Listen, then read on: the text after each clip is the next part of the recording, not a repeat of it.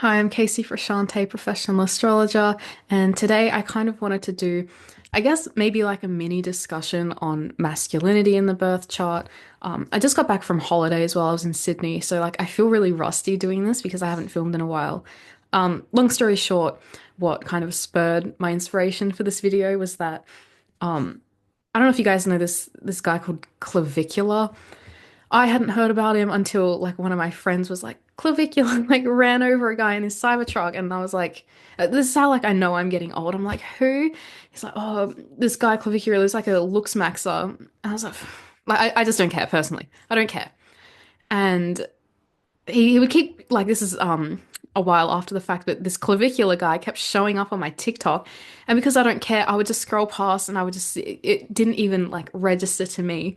But one day I was like washing my face and I had TikTok on next to me. I am that like brain rotted that I need to be on TikTok all the time. Anyways, and I was washing my face and like scrolling and whatever, and this fucking clavicular like podcast or something, a podcast with clavicular on it came up and I couldn't scroll past it because my hands were wet, my phone would have shit itself. So I was like needing to listen to this. And he mentioned something about his dad, or the guy interviewing him asked him about his relationship with his dad or something. And I can't remember exactly what he said, but he basically said his relationship with his dad wasn't good. And I was like, oh my God, I need to look at his chart. Like, I'm just curious now. He doesn't have a known birth time. He also doesn't have a known birth location, but I just put the location of where he went to high school. Maybe he was born around there, maybe not.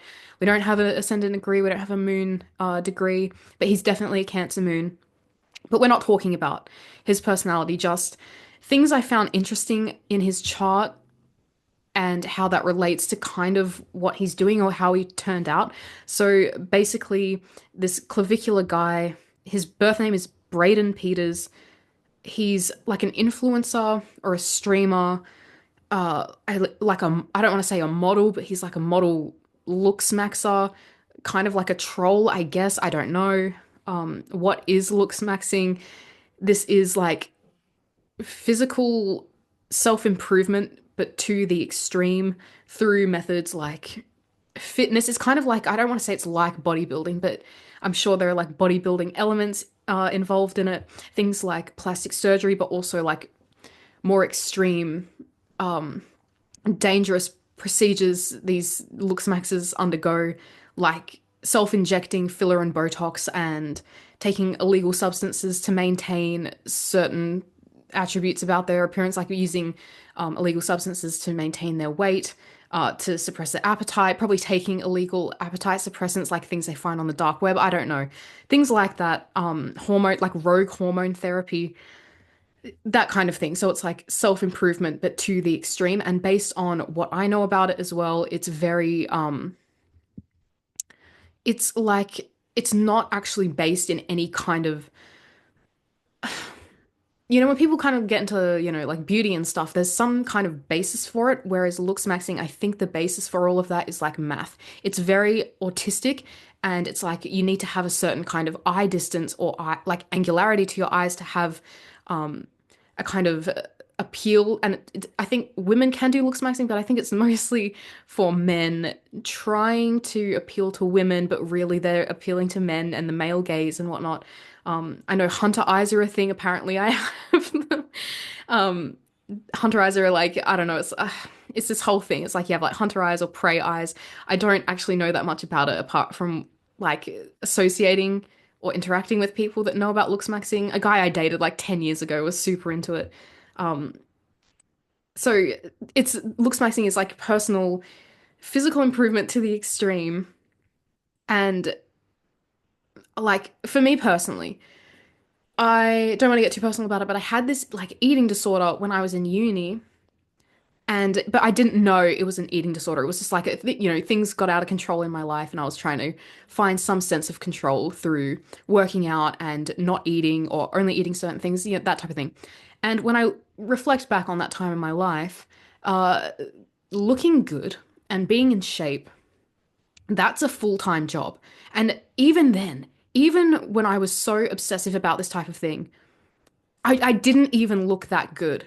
I looked very average. I'm kind of heavier set naturally. For me to get down to such what I would consider a low weight for myself, I looked how most women, maybe, or a good chunk of women would look average. Like that's the average body type that they had. But for me, it required so much effort to the point where I got really sick from it, basically. And I can remember like I spent basically all day obsessing over my appearance, over what I was eating, over the type of workout that I got done that day. It was a full-time job and it was exhausting. So this whole looks maxing thing, that is also kind of like a full-time job. And I think anyone that has been involved in like modeling or bodybuilding and stuff like that is a full-time job. Basically, you can't really sustain that type of lifestyle and relationships and work and stuff. So if someone is obsessed with this type of thing, they're missing out on some other things in their life, and there's also probably going to be something wrong with them, even if it's just something like OCD or they're going through a tough time. Like I just wanted to get that out of the way. But basically, this clavicular guy is, I guess, maybe the most outspoken of this clan of guys that are into looks maxing. So yeah, I just wanted to take a look at his birth chart. But focus on the masculine elements. And there was something that stood out to me first, which kind of, I don't want to say it like shocked me, but it was the first thing that leapt out to me. And I was like, oh my God, that makes so much sense. I'll share my screen and you'll see his chart. What stood out to me most was this Saturn in Leo. And we don't have his birth time. I've put Sun on the ascendant. This midheaven degree doesn't matter, nor does this ascendant degree. It's just there. It's how the software just kind of lays out the chart. Anyways, so this Saturn in Leo stood out to me because Saturn is basically fears, deprivations, the sense of lack that we have, difficulties, obstacles, barriers, inhibition, defenses, and also overcompensation. That's a huge Saturnian theme. With Saturn in Leo, Leo is the sign of affection, self awareness, integrity, feeling special, feeling good enough, shining, and leadership. And so Saturn in Leo is basically like, actually I wanted to talk about it being retrograde as well. So a lot of astrologers, and I've read this countless times, I've been told this by my astrology teacher. I don't find it to be really that applicable, but this is a thing that is like discussed in astrological circles. Some astrologers claim that if you have an individual, or you look at a chart and this individual has Saturn retrograde, it means that the dad wasn't around. I just don't find that to be true because I know plenty of people with Saturn retrograde whose fathers were involved in their life, and I know plenty of other people that were born with Saturn direct that had absent fathers. So it's just kind of like luck of the draw when it comes to that. There's probably other things in the chart that might corroborate to that storyline, but Saturn retrograde for me, it kind of just signifies for me that the qualities, maybe even the positive qualities, I haven't really figured it out, but the qualities of, for in Clavicula's case, or Braden Peters, in his case, the Saturn in Leo qualities, good or bad, because Saturn is your greatest strength as well, as being all the negative things, but the Saturn in Leo traits weren't instilled in him by the father or by masculine figures. He had to develop them himself. It's kind of like you're left up to your own devices with your Saturn. Saturn is also associated with teachers. And so it's kind of like with it being retrograde, it's like you have to be your own teacher. There wasn't any likely masculine figure around to teach you these things. It doesn't mean the dad wasn't around. It was just the dad didn't bother to teach you these qualities, or you didn't learn about these qualities through your father. I just wanted to get that out of the way. So with his Saturn in Leo, the general kind of interpretation of this placement for me would be like he has this fear of being seen, but also a fear of being unacknowledged too. Playing a certain role for attention, but feeling safe from any kind of criticism or judgment because people are judging the character and not. They're judging Clavicular, but not Braden. I think his name was Braden. Clavicular, but not Braden. So there's a kind of safety in that. He's not being criticized for who he truly is. He's being criticized for the character that he's playing. There can also be a quality of feeling so prideful that you literally can't fail. Like you can't lose the face. You have to you have to win. He has to be the best like looks maxer. He has to be the best influencer or whatever he is. This is also like going to the extremes to be good enough. Maybe like the impression I get is like he's doing all of this, and again, this is all like very unconscious. I doubt this is something he's dwelled on, maybe, but like whatever. It's like he only got attention from his dad when he was being the son that his dad wanted. And this is all of these like fears of his are kind of instilled in him because he felt like his dad didn't like him for who he actually was. And so he's kind of playing the role of, I guess, this hyper masculine figure to get his father's approval. Again, all unconsciously. But whatever. This Saturn is also square his Mars, but I kind of just want to discuss his Mars on its own first, and then I'll get into the aspects that everything's making. Mars in Taurus. So, Mars is our animal instinct, our fighting spirit, our drive, our sense of assertion and courage, and it being in the conservative, stable, persistent, gentle, even patient sign of Taurus. You know, Mars in Taurus doesn't know when to quit, which can be a good thing because they're able to, persevere through challenges that most people would just throw the towel in and give up. Mars and Taurus are the people that are going to see things to the end, but also not knowing when to give up isn't always a good thing because you need to be able to say this isn't working and move on. But a Mars in Taurus is going to keep doing the same thing over and over and over again, expecting a different result.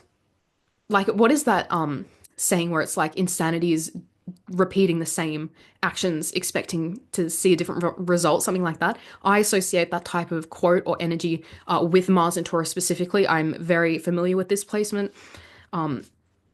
And Mars is in detriment in Taurus. So this Mars is kind of like, I don't want to say it's a red flag, but there's something about my attention as astrologer that's being drawn to this Mars in Taurus and the certain configuration that it's involved in that I'll get into in a minute.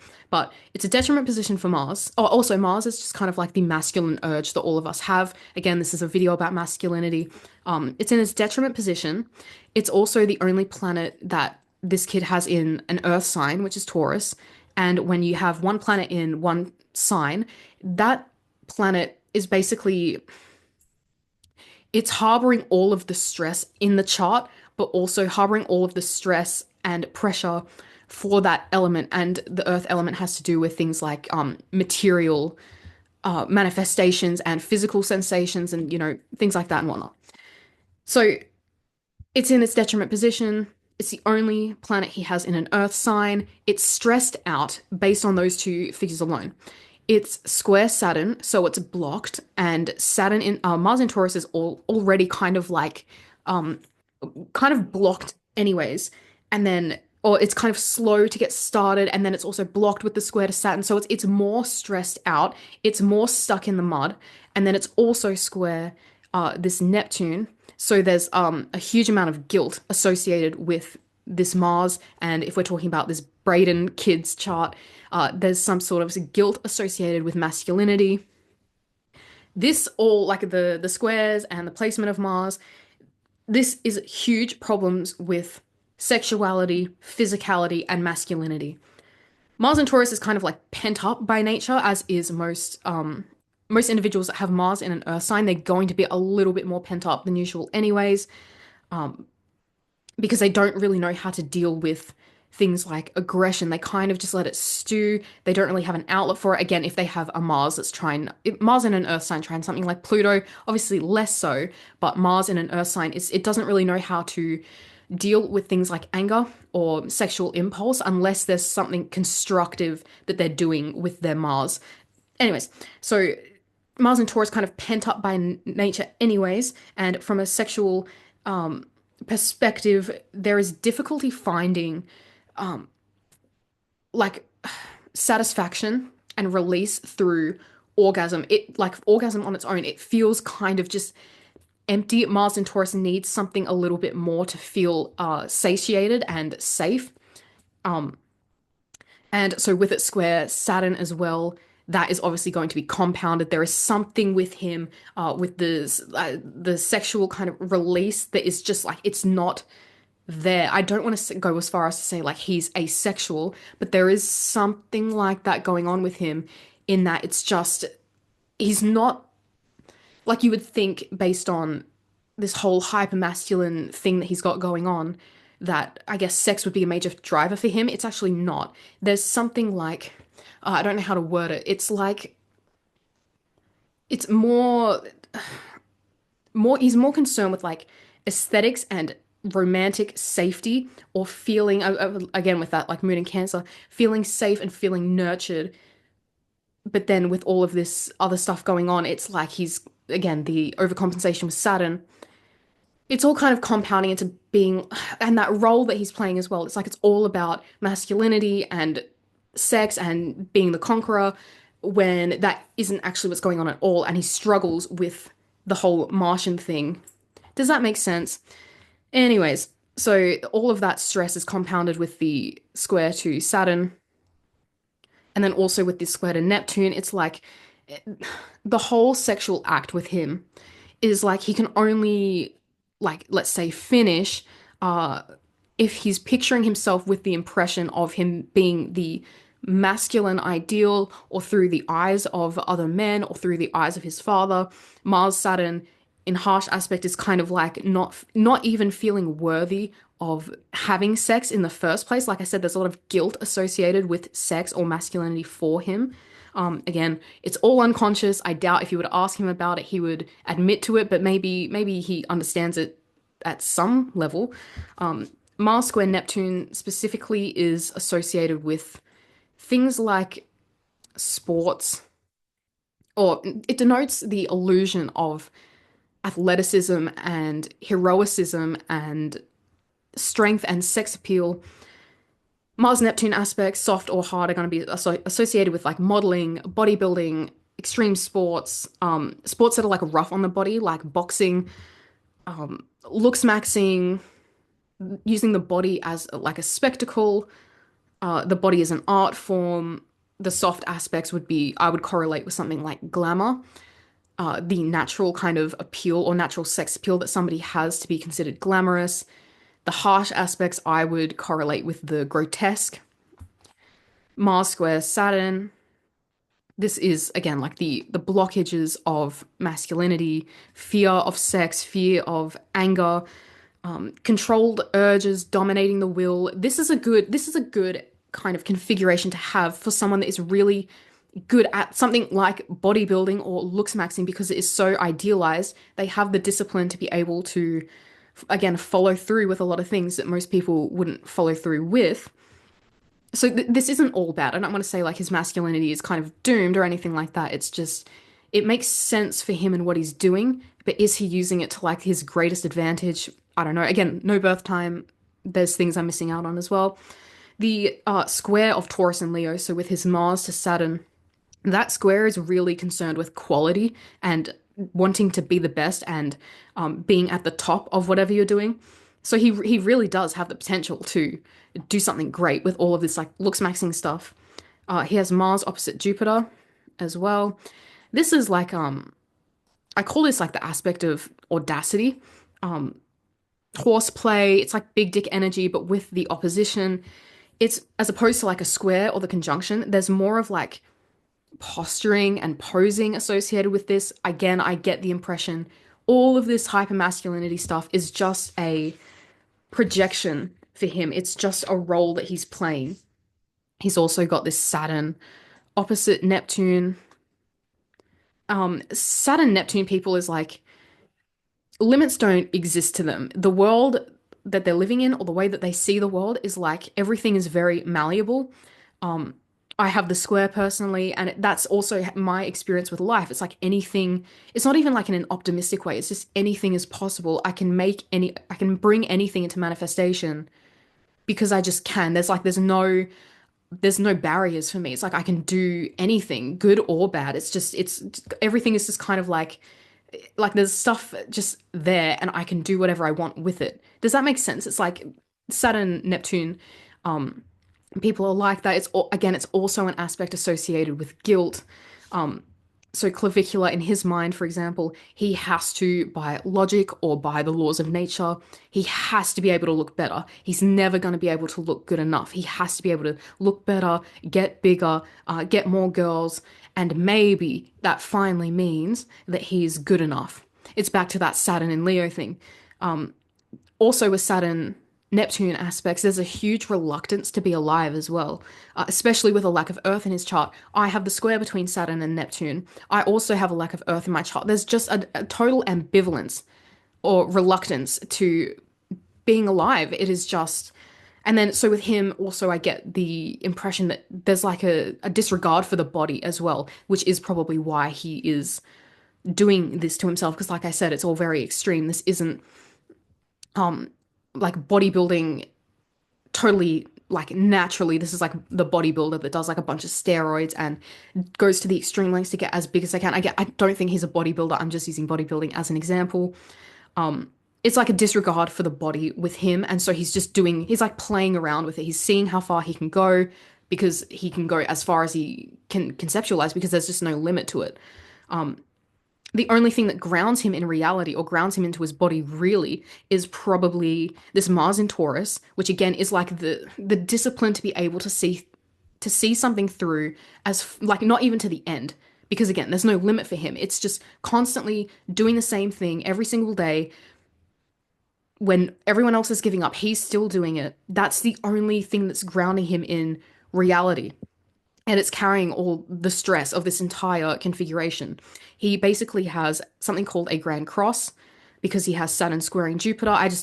This is someone that is looking for meaning in their life, basically. And then he's got this Jupiter squaring Neptune as well. This is kind of just like delusion for me. A Grand Cross is like, I don't want to say it's unfortunate. If you're born into certain circumstances in life, yes, this can be a very unfortunate configuration to have because you're basically locked into this box. You're locked into this role.